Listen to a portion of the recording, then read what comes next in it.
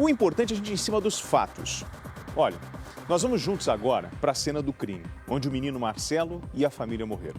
Fotos mostram como ficou a sala dessa casa. O Marcelo, de 13 anos, continua a ser o único suspeito. Observem na foto o tamanho desse garoto. A cena do crime como de fato aconteceu. O registro feito com o celular mostra a sala da casa e como tudo terminou para a família de policiais. Na foto, Marcelo Pesseguini, de 13 anos, aparece caído de lado.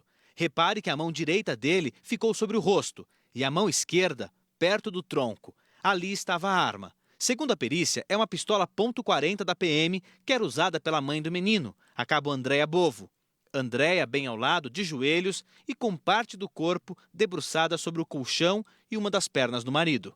O sargento da rota, Luiz Marcelo, está deitado no colchão e ficou com o rosto virado para o sentido oposto ao filho. Foi esse cenário encontrado dentro desta casa que fez a polícia acreditar desde o primeiro dia que Marcelinho matou os pais, a avó e a tia-avó antes de se matar. A perícia afirma que a forma como o corpo caiu é comum em casos de suicídio. Até agora, o Departamento de Homicídios e Proteção à Pessoa ouviu 15 testemunhas. A tese de homicídios seguidos de suicídio fica a cada dia mais forte. Ainda assim, muita gente se pergunta: poderia mesmo um menino de 13 anos matar tanta gente, incluindo os pais, 2 agentes de segurança experientes? Ele estava mesmo sozinho quando dirigiu o carro da mãe e passou a noite esperando a hora de ir para a escola? A polícia acredita que sim, mas desde essa quinta-feira, o delegado que comanda as investigações adotou um discurso mais cauteloso. O inquérito está apenas começando, esse negócio de já está concluído que foi ele, isso não existe, tá? Eu só vou me manifestar, falar assim, olha, na nossa opinião final foi o Marcelo, quando nós terminarmos o inquérito, a última linha. As dúvidas envolvendo o caso mexeram com o Brasil e ganharam o mundo. Nesta reportagem, o jornal britânico Daily Mail questiona: o adolescente acusado de matar os pais, a avó e a tia-avó está sendo vítima de armação? E explica o porquê da questão. A versão da polícia tem sido colocada em dúvida depois que veio à tona que a mãe de Marcelo estava envolvida numa investigação sobre policiais suspeitos de crimes nos meses anteriores à morte.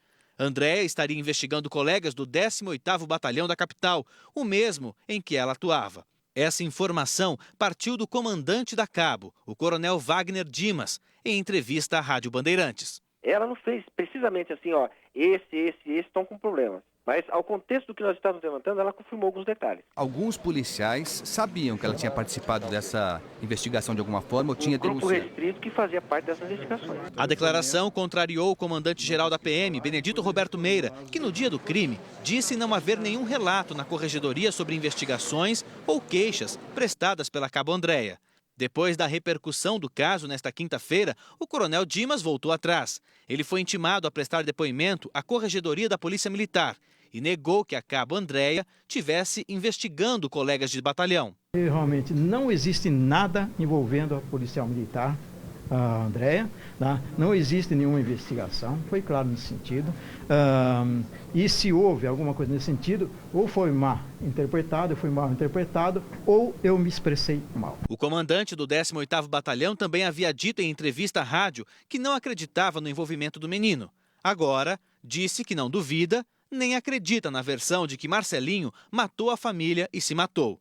O alto comando da Segurança Pública de São Paulo se irritou com as declarações do coronel Dimas. Ele vai ter que explicar isso porque não existe nenhuma denúncia formal na corregedoria e nem para o comando e nem na unidade. A surpresa do depoimento do coronel não foi só da mídia nem ninguém, também foi da polícia em recebê-los e da própria comando da Polícia Militar. Nesta quinta-feira, o DHPP também informou que vai investigar a informação de uma vizinha, divulgada pelo jornalismo da Record.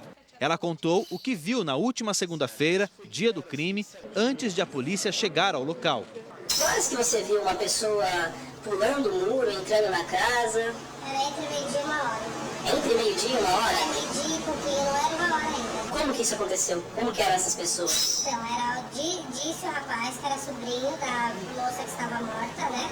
E filho de uma das senhoras que estava, com o policial militar e ele falava que ele entrou na casa e viu todo mundo morto e saiu. Só que daí, até no entanto, eles saíram e não veio ninguém. Só às 7 horas da noite que veio alguém. Segundo a moradora, isso aconteceu por volta do meio-dia, antes mesmo de Marcelinho voltar da escola. Pelas imagens da câmera de segurança, o garoto saiu da aula praticamente na mesma hora.